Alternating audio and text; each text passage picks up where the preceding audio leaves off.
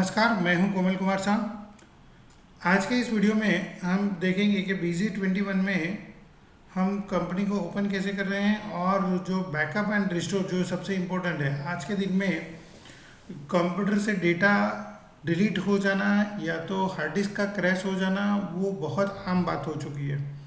कई लोगों के डेटा जो है वो डायरेक्टली डिलीट होते हुए मैंने देखे हैं। कई लोगों के यहाँ पे वायरस का प्रॉब्लम आ जाता है, कई लोगों के यहाँ पे रैनसमवेयर का प्रॉब्लम आ जाता है। तो देखते हैं कि डेटा का बैकअप रेगुलरली कैसे लेना चाहिए और जो है उसको डेटा को ज़रूरत पड़ने पर रिस्टोर कैसे कर सकते हैं। तो जैसे मैंने यहाँ पे BZ स्टार्ट कर लिया है, कंपनी ओपन करनी हो तो डायरेक्टली हम ओपन कर पाएंगे। कंपनी को सिलेक्ट कर लेते हैं एरो की से और उस कंपनी को आप डायरेक्टली क्लिक कर पाएंगे। यहाँ पे ये फाइनेंशियल ईयर और साइज़ किस लिए दिखा रहा है कि मैंने यहाँ पे इन दोनों को क्लिक किया हुआ है। अगर आप यहाँ पे टिक मार्क निकाल देंगे तो वो नहीं दिखाएगा। तो वो आपकी चॉइस के ऊपर है कि आपको रखना है कि नहीं रखना है। लाइक मैं यहाँ पे कंपनी को ओपन करना चाहता हूँ तो मैं डायरेक्टली क्लिक किया तो ये कंपनी यहाँ पे ओपन हो गई, क्योंकि मैंने कंपनी बनाने के टाइम पे पासवर्ड का ऑप्शन नहीं रखा था। अगर मैं पासवर्ड का ऑप्शन रखूँ तो वो मुझे ID पासवर्ड पूछेगा, पर यहाँ पे नहीं रखा था ना। मैं कंपनी क्लोज कर रहा हूँ। सबसे इम्पोर्टेंट है बैकअप और रिस्टोर। जो मैंने आपको बताया कि बैकअप और रिस्टोर की बहुत ज़्यादा ज़रूरत रहती है आज के दिन में। डेली डेटा का बैकअप लेना बहुत ज़रूरी हो गया है, क्योंकि आज के दिन में डेटा कभी भी कहीं पे भी क्रैश हो सकता है। क्योंकि विंडोज़ के साथ साथ जो है कि वायरस, रैनसमवेयर, उसके अटैक्स बहुत ज़्यादा हो रहे हैं।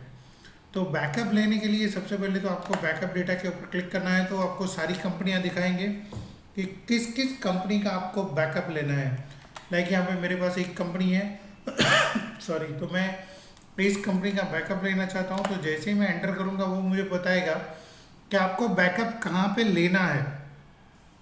मान लीजिए कि आप पेन ड्राइव में बैकअप ले रहे हैं, आप USB हार्ड डिस्क में ले रहे हैं, या तो आप कोई अदर ड्राइव में बैकअप ले रहे हैं।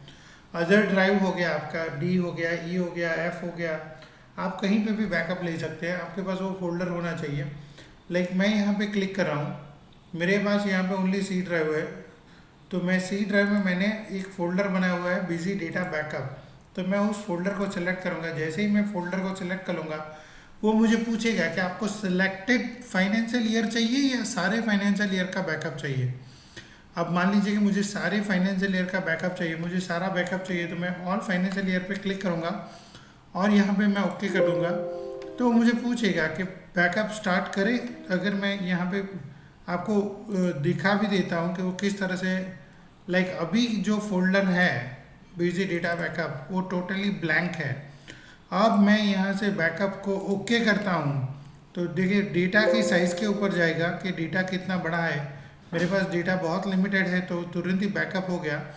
वो बोल रहा है कि आपको इसकी कहीं पे और अनदर कॉपी, दूसरी कॉपी कहीं पे बनानी है, मुझे नहीं बनानी है, तो मैं नो कर रहा हूँ। तो ये बैकअप मेरा हो गया है। अब मैं इसी फोल्डर में आ जाता हूँ तो आप देखिए कि BZ डेटा बैकअप के ऊपर जब पहले कुछ नहीं था, यहाँ पे data backup and disk1.db file आ गई है और वो कौन से डेट पे कौन से टाइम पे आया है वो आपको यहाँ पे दिखा रहा है। तो इस तरह से आप जो है वो डेटा का बैकअप कर पाएंगे। और ये आज के दिन में बहुत ज़रूरी हो गया है कि आप USB हार्ड डिस्क में लें, क्लाउड में लें या तो पेन ड्राइव में लें, पर कहीं ना कहीं बैकअप आपको लेना चाहिए। बहुत ही सिंपल है। बैकअप डेटा पे गए, कंपनी को सिलेक्ट किया, फोल्डर को सिलेक्ट किया और जो है कि डायरेक्टली उस फोल्डर के ऑल फाइनेंशियल ईयर किया, ओके किया और जो बैकअप है उसके ऊपर यस कर दिया तो वो बैकअप ऑटोमेटिकली पिकअप कर लेता है। रिस्टोर करने के लिए आपके पास कहाँ पे बैकअप है। मान लीजिए कि आपके पास कोई पुराना डेटा है जो आपको रिस्टोर करना है, तो कहाँ पे बैकअप है वो उस फोल्डर में आपको जाना है। लाइक मेरे पास यहाँ पे बैकअप जो है वो BZ डेटा बैकअप के अंदर है। मैं ओके करता हूँ तो वो बता रहा है कि एक कंपनी है तो क्या उसको रिस्टोर किया जाए। यस करता हूँ तो वो बोल रहा है कि ऑलरेडी ये कंपनी आपके फोल्डर में है तो क्या उसको ओवरराइट किया जाए। अगर आप पुरानी कंपनी को निकाल कर नई कंपनी को ओवरराइट करना चाहते हैं तब भी ओवरराइट कीजिएगा, वरना गलती से अगर ओवरराइट कर दिया तो एग्जिस्टिंग डेटा निकल जाएगा और वो जो पुराना बैकअप है वो आ जाएगा। कुछ भी यस नो करने से पहले एक बार स्क्रीन पे जो इंस्ट्रक्शन आ रही है उसको खास ध्यान से पढ़िएगा, बाद में ही यस नो कीजिएगा। मैं यहाँ पे कैंसिल कर रहा हूँ क्योंकि ऑलरेडी फोल्डर वहाँ पे है, तो मुझे सेम फोल्डर को ओवरराइट करने की ज़रूरत नहीं है। लाइक ये डेटा के अंदर कंपनी 1 है, अगर मैं ये कंपनी 1 को यहाँ से डिलीट कर दूँ, देखिए मैंने डिलीट कर दिया है। अब जाके मैं अगर यहाँ से उसको रिस्टोर करूँ, बराबर, तो वो डायरेक्टली रिस्टोर होगा। अब ये मुझे नहीं पूछेगा कि आपको जो है वो ओवरराइट करना है कि नहीं करना है, क्योंकि वो कंपनी ही नहीं है। आप डिलीट मत कीजिएगा, मैंने तो सिर्फ सिखाने के लिए, एग्जाम्पल के लिए डिलीट किया है और उसको रिस्टोर किया है। आप यहाँ पे देखिए कि सक्सेसफुली 1 फोल्डर वापस आ चुका है और जो है डेटा वो रिस्टोर हो चुका है। तो इस वीडियो में हमने देखा कि किस तरह से आप अपने डेटा का बैकअप भी ले पाएंगे और रिस्टोर कर पाएंगे। आने वाले बहुत सारे वीडियो में हम BZ21 को कम्प्लीटली कवर करने वाले हैं। एक एक वीडियो देखते जाइएगा। BZ21 आप पूरा सीख पाएंगे। BZ21 का एक पूरा ऑनलाइन कोर्स लॉन्च किया है, पेड कोर्स है, बट उसको एनरोल कीजिए। उस कोर्स में पूरे फीचर्स जो BZ21 के सॉफ्टवेयर के पूरे फीचर्स आपको उसमें सिखाए जाएंगे। आप अपने घर पे बैठ के, ऑफिस पे बैठ के सीख सकते हैं।